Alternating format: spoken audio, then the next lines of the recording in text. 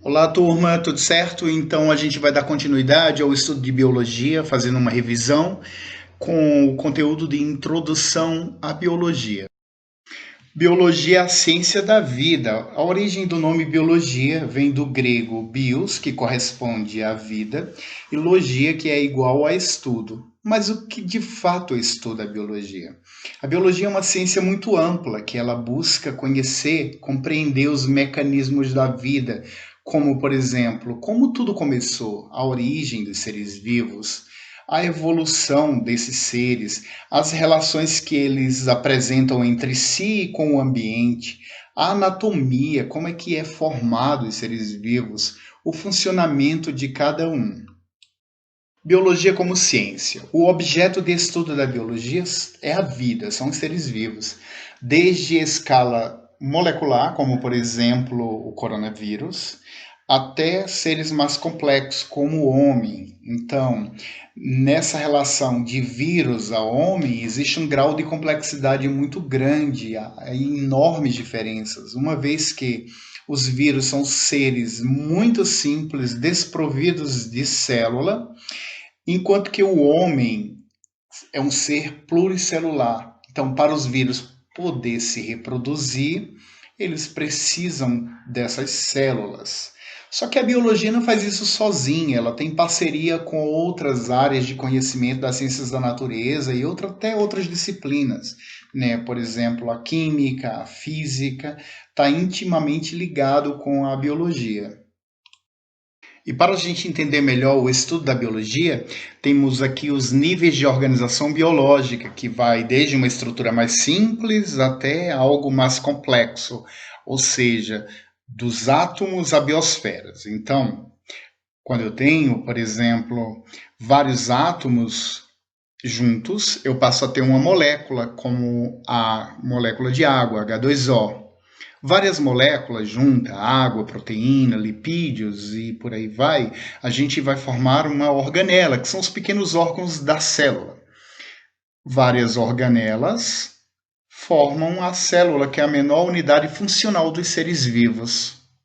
Quando eu tenho um conjunto de células semelhantes que desempenham uma determinada função, eu passo a ter um tecido, como exemplo, o tecido muscular, tecido epitelial, tecido cartilaginoso, vários tecidos juntos, tecidos diferentes, formam um órgão. Como exemplo, na gravura aí, a gente tem o coração, que é um órgão que tem a função de bombear o sangue para o nosso organismo. Então, o coração apresenta tecido muscular, tecido epitelial e outros. Vários órgãos formam um organismo. Então, por exemplo, o sistema cardiovascular, o sistema cardiovascular, ele é formado por coração, artérias, vasos capilares. Vários sistemas juntos formam um organismo. Então, quando eu tenho sistema cardiovascular, respiratório, digestório, reprodutor, então eu tenho um organismo. Quando eu tenho um conjunto de indivíduos, de organismos de uma mesma espécie que habitam um determinado lugar, então eu tenho uma população. Então, população é um conjunto de indivíduos de uma mesma espécie. E o conjunto de populações forma a comunidade biológica, também chamada de biocenose. Então, na gravura, posso dizer, por exemplo, a população de leões, a população de macacos, de zebras, de capim, a população de micro-organismos, tudo isso forma a comunidade. Só que essa comunidade, ela precisa de um espaço físico. Então, o conjunto de comunidade com esse espaço físico forma o ecossistema. Logo, o ecossistema ele é formado por dois fatores bióticos, que são os que têm vida, no caso representado pela comunidade, que é o conjunto de seres vivos, e os fatores abióticos, que são os fatores que não têm vida, como, por exemplo, a água, o ar, a temperatura, a luz, a pressão, que são extremamente importantes para a manutenção da vida. O conjunto de todos os ecossistemas forma a biosfera. Por exemplo, a gente tem o cerrado, a caatinga, que são grandes ecossistemas, grandes biomas. Juntando tudo que é ecossistemas que existe, forma a biosfera. E a biosfera ela é dividida em três partes, que eu posso chamar de litosfera, que é a camada de terra, de solo, onde existe vida. A hidrosfera, que é toda a camada de água que existe, né, que tem vida, e a atmosfera, que é a camada de ar. Características gerais dos seres vivos. Os seres vivos apresentam células, com exceção dos vírus, que são desprovidos dessas estruturas. É tanto que, para poder se reproduzir, os vírus precisam se hospedar nas células, que pode ser de uma planta, de um animal, até mesmo de uma bactéria. Os seres vivos apresentam compostos químicos e os mais abundantes é o carbono, o hidrogênio, oxigênio, nitrogênio, fósforo e enxofre. Esses elementos formam, dou uma dica aqui, formam os chomps, que essa palavrinha é formada pelas iniciais de cada um dos elementos químicos. Eles também apresentam capacidade de manter equilíbrio interno, chamado de homeostase. Então, é uma característica dos seres vivos manter o equilíbrio, por exemplo, a temperatura, né? Então, é uma tendência nossa dos seres vivos. No caso dos homeotérmicos, a temperatura é constante. Os pessilotérmicos, que são os animais que a temperatura varia conforme a temperatura do ambiente, mas a tendência é manter este equilíbrio. Capacidade de reprodução, que é uma das características muito importantes dos seres vivos, é por meio da reprodução que existe a garantia de perpetuação da espécie. A reprodução ela pode ser sexuada ou assexuada. Reprodução sexuada é aquela que ocorre a formação dos gametas das células sexuais. Nesse tipo de reprodução, existe uma grande variabilidade genética. Já a reprodução assexuada é quando o indivíduo sozinho ele forma novos indivíduos que são geneticamente idênticos a ele. Isso acontece, por exemplo, com as bactérias, que se dividem por divisão binária. Os seres vivos dependem de água. A água é extremamente importante nas reações químicas, no transporte, na reprodução, né? Quanto mais jovem é o indivíduo, maior é o metabolismo, maior é a quantidade de água que tem que estar presente. Na reprodução, determinadas espécies, por exemplo, de animais, reproduzem na água, então eles colocam os gametas na água e essa fecundação ocorre externamente. E determinadas plantas também dependem dessa água para conduzir os gametas.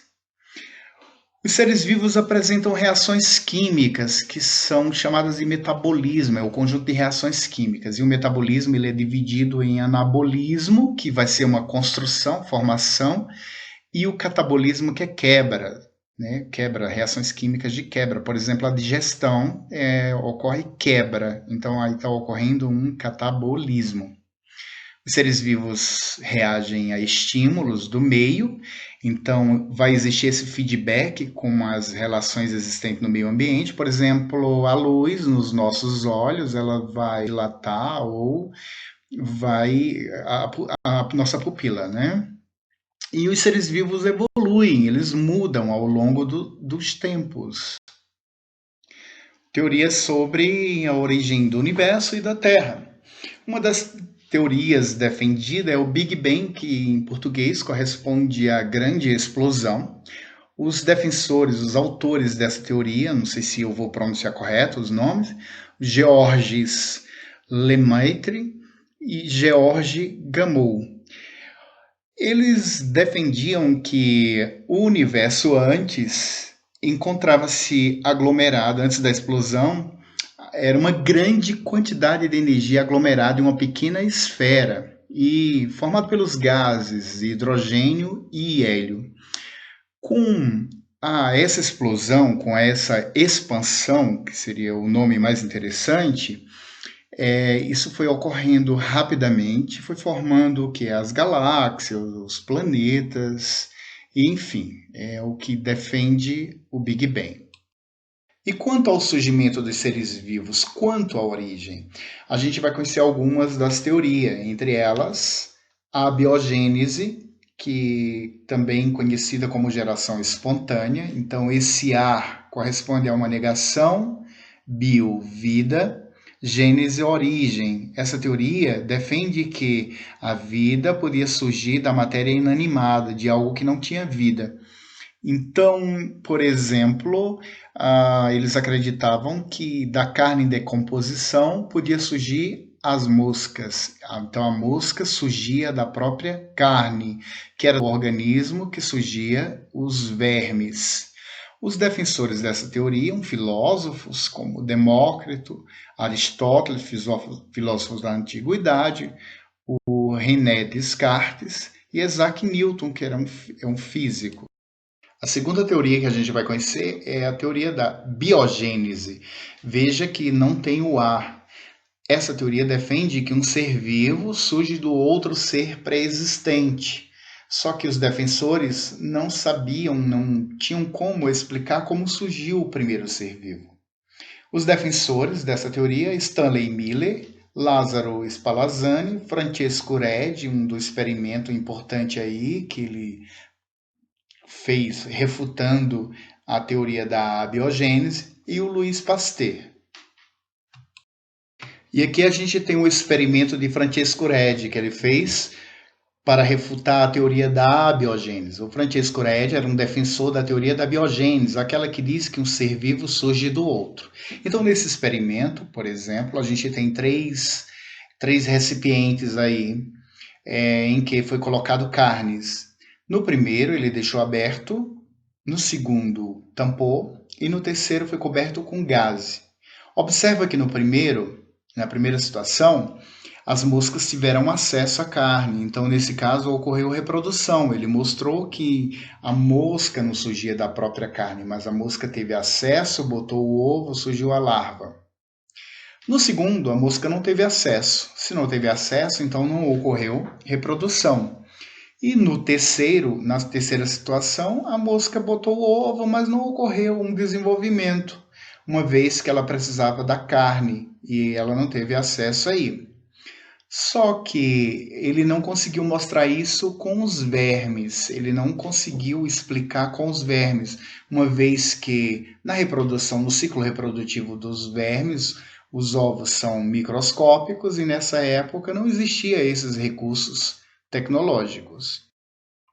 A panspermia é uma teoria que defende que o nosso planeta foi povoado por seres vivos vindos de outros planetas ou elementos precursores da vida trazidos por meio dos meteoros. Os defensores dessa teoria, o Hermann von Helmholtz e o William Thomson. E para a gente finalizar, o criacionismo. O criacionismo é a teoria que tem o maior número de adeptos, uma vez que ela é ligada à igreja, à religião. Essa teoria defende que os seres vivos são criação divina, obra divina, e por serem criados por Deus, são perfeitos, não precisando sofrer alterações, ou seja, eles são imutáveis, o que dá a ideia de fixismo.